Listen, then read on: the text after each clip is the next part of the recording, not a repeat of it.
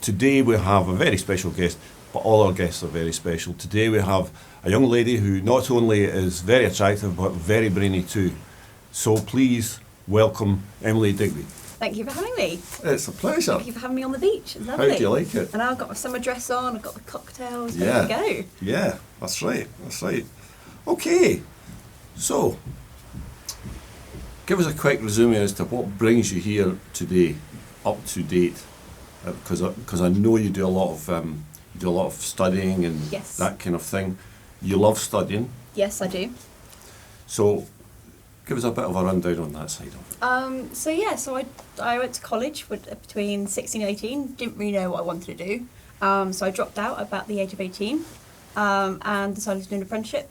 And if anyone's thinking about doing an apprenticeship, I incredibly advocate for them. They're fantastic things. Fantastic. Right. Okay. So I went into a sales and marketing position for a manufacturing company over in Romsey.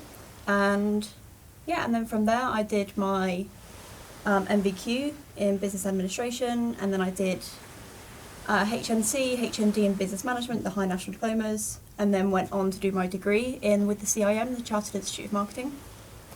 And throughout that time I then became marketing manager at the manufacturing firm in Romsey. Mm-hmm. And I then decided to move on from there, and I'm now at a software company and I'm doing my master's in digital marketing.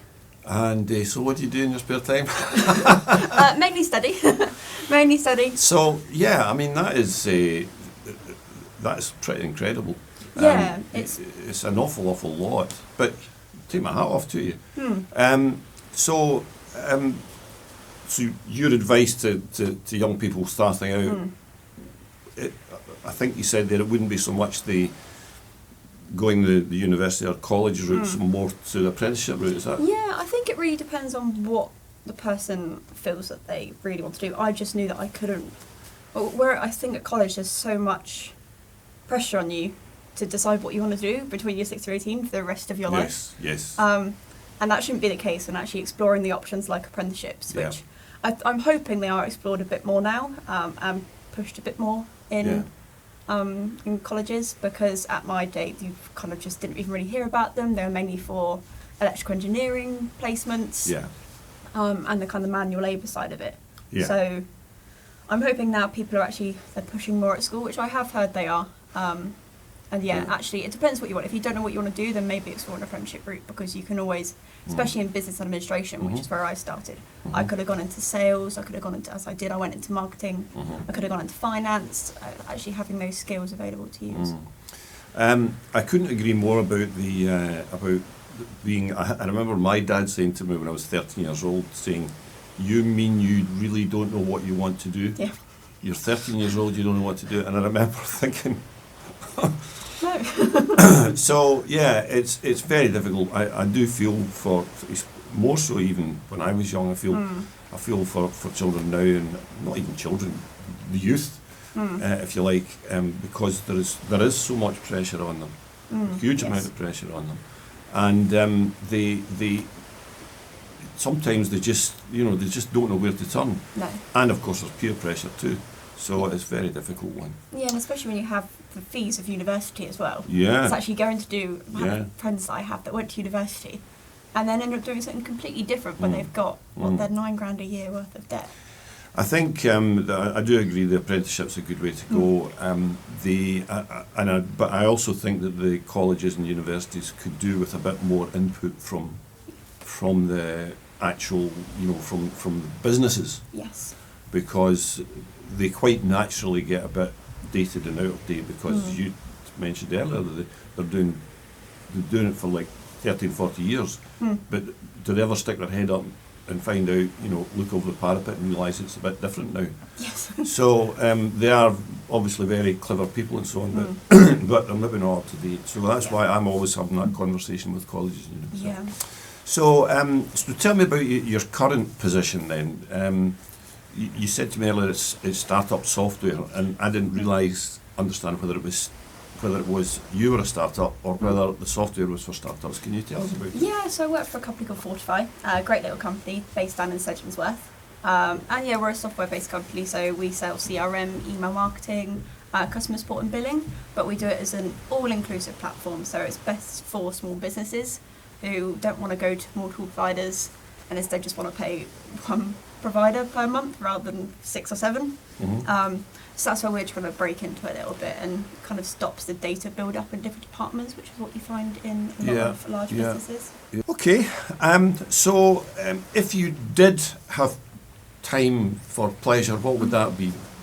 There must be something you would like to do other than having your nose in a book all the time. Yeah, no, I enjoy. Me and my partner go watch a lot of films.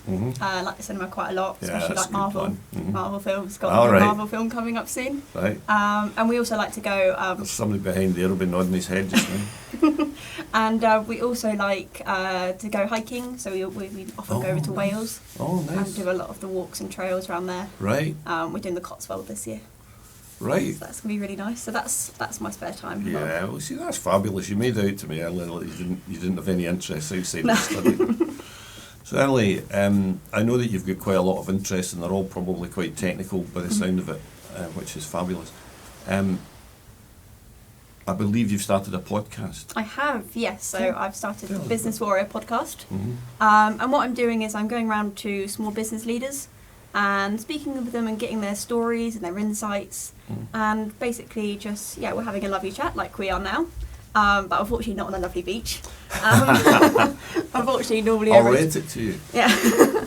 and it's been really good. We had Dave Harris on, who's the MD of Want to Create over in Wickham Way, and he's been working in marketing for quite a number of years now, and I got his insights and some of his tips for small businesses, and I'm speaking to a PR lady tomorrow, and then also another PR lady at the end of the week actually.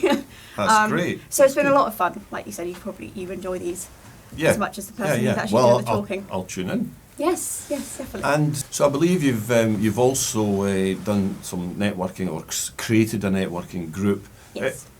What's the sort of core behind that? There are so many networking groups. What's the core behind this one? Yeah, so myself, David Harris, who I just mentioned, and Kerry Watt from Rising Tide Media, we've all got together and, basically it started where I put a post out on LinkedIn about early October time, and I asked if there was any networking groups for marketing professionals. So I saw the ones that, you go to and you try and make the sale, and I just wanted somewhere that, I actually told you earlier that I don't work with other marketing professionals. I've never worked with a group of marketers, so I kind of wanted a space where I could share ideas and do that side of it.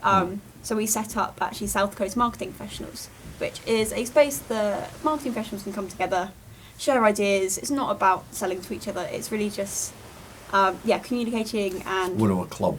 Yes, exactly. And we've got a talk next month, our event next month, which is Thursday the 25th of April. And it's from a gentleman who's going to be giving a talk about GDPR Mythbusters. So that's going to be really helpful to everyone involved. We've got a Q&A session. I thought they had busted the GDPR thing altogether. All it did was increase stuff coming into me. Yeah, I think marketers are still so confused about actually what they're allowed to do and what they can't do. So that's why we've got this guy in to help out. Thanks, Emily, for coming in to see us today. Yes, thank you for having me. That's lovely. I hope you're going to go and just enjoy the beach. Yep, going to go have a swim now. Before your flight to take you back to sunny England. So thanks for coming in. Thank you. Thank you all for watching and joining us again on the beach. If you'd like to contribute or come along and join in with us, then please do. We'd love to see you. Details are on the screen, and we look forward to seeing you. Cheerio now.